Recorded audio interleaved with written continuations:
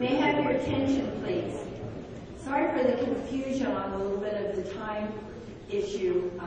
However, we hope that you were able to get a snack, and we're going to go back now and resume with our next speaker so that we can get back on schedule. So it's my honor to introduce to you James Mayfield. And James is a historian, a private researcher, and his emphasis is on ethnic demographics and ethnic conflict. And he's going to be our next speaker. So may I present to you James Mayfield. Good afternoon, or guten Tag an die deutschen Zuhörer. To begin, I'd like to thank Ann Morrison for organizing this event and inviting me here from California to speak today. I'd also like to thank the scholars, survivors, and students gathered here working to bring awareness to the story of these 10 to 15 million displaced civilians. My name is James Mayfield, and I'm a historian from California State University, Fullerton, and the director of an academic organization called the Institute for Research of Expelled Germans, located at expelledgermans.org. Today I'm going to speak on the history, expulsion, and forced labor of the Volga German community of the former Soviet Union, and lastly, their present cultural disillusionment between assimilation and emigration in modern Russia, Kazakhstan, and Germany. The first phase of large-scale foreign immigration into Russia began in the 18th century under the administration of Catherine the Great, who ruled from 1762 to 1796. Herself of ethnic German origin, Catherine helped spearhead the agricultural and economic modernization of the massive Russian Empire by subsidizing the settlement of foreign farmers, artisans, intellectuals, and entrepreneurs from Western Europe, especially the states of Germany. These guest laborers were promised religious freedom, political autonomy, and cultural sponsorship.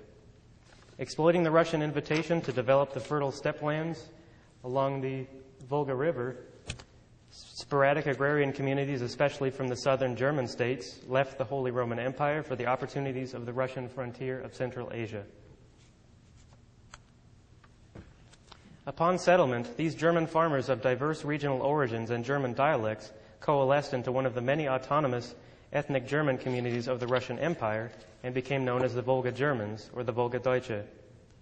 Here, they would remain separated from the political evolution of Germany for over 200 years, until their total removal by Joseph Stalin, having been falsely accused of surreptitious Nazi collaboration with the homeland that they had long left behind.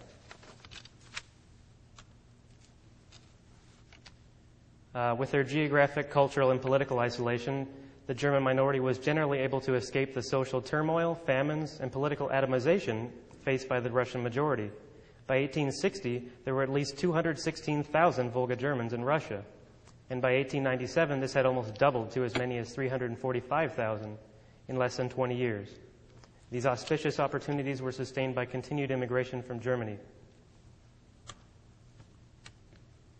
The largely placid history of the Volga German community changed with the collapse of the Russian Empire and the establishment of the Soviet Union by Vladimir Lenin after 1917. The effects of the revolution on the German minority were both tremendously negative and admittedly quite positive. The collectivization programs and redistribution of property forever destroyed the 200-year-old traditional pasture lifestyle and independence of the German farmers. In the interest of socialist liberation and re-education, German families were removed from their homes en masse and force-marched to the distant collective farms and coerced into forced labor. Improvident Soviet agricultural policies unintentionally created rampant famines and mass starvation, accidentally inflicting the death of as many as 5 million Ukrainians and as much as one-third of the total population of Kazakhstan. The total Volga German population may have fallen by as much as 10 to 20% as a direct result of Soviet collectivization.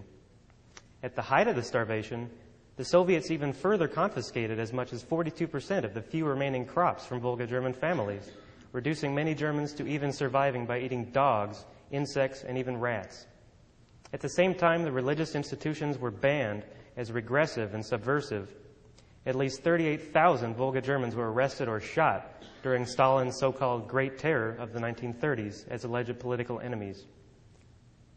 Despite these brutal calamities against ethnic German civilians, The Volga German identity concomitantly enjoyed great cultural and political protection under Lenin's orchestration.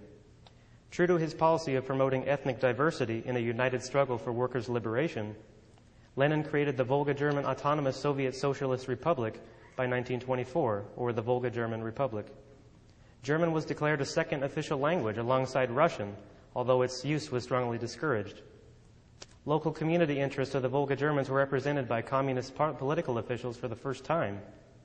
The Volga Germans' religious beliefs, nonetheless, so central to their distinct culture, were replaced by strict indoctrination and education according to Marxist-Leninist ideology as ostensibly equal citizens of the collective Soviet Union. The 200-year-old Volga German capital of Kosakenstadt, which is here, was renamed Engels after the second advocate of early Marxism. So too, concerned over the ethnic homogeneity and xenophobia and questionable loyalty of the Volga Germans, non-German minorities were forcibly brought into the Volga German Republic, especially Russians, Ukrainians, Jews, and Kazakhs. The Volga German Republic had a population of roughly 600,000, including non-Germans at its height, and only 60.5% thereof were ethnic Germans by the time of their complete expulsion. The relatively passive coexistence rapidly tumbled into disaster for the 200-year-old Volga German community with the invasion of the Soviet Union by the very distant Nazi Germany on June 22, 1941. Always willing to endure any human catastrophe necessary for the triumph of the Soviet vision, Joseph Stalin determined to resolve the potential risk of internal collaboration by universally determining that all ethnic Germans in the Soviet Union were criminal and subversive, despite the fact that they had not been connected in any way to Germany for nearly 200 years and had not even seen the reunification of Germany in 1871. Soviet censorship meant that the Volga Germans did not even have an outlet through which to be exposed to any subversive, pan-Germanist, racist, or Nazi ideologies that would warrant their removal. Even Otto von Bismarck, the great reunifier of Germany, had dismissed the Volga Germans as being too culturally adulterated and distanced from their homeland to be viable as international agents of the German nation. But for Stalin, on the other hand, ethnicity and language alone were enough to instantly transform all Volga German civilians into petty criminals. Perhaps most importantly of all, Stalin had actually predicted a future conflict with Hitler's Germany and had begun the precautionary expulsions of the Volga Germans a year before the Nazi invasion, when the USSR was actually in a state of friendship with Nazi Germany. Please turn off your phones. The vast majority of Volga Germans were not even given a chance to perform treason, participate in any genocide or death squads, or collaborate with the Nazis before they were arrested and expelled. Unlike other German minorities, for example, in Yugoslavia and Romania, large segments of which cooperated with the Nazis and even joined death squads, these were not the case. They did not even have a chance to do that.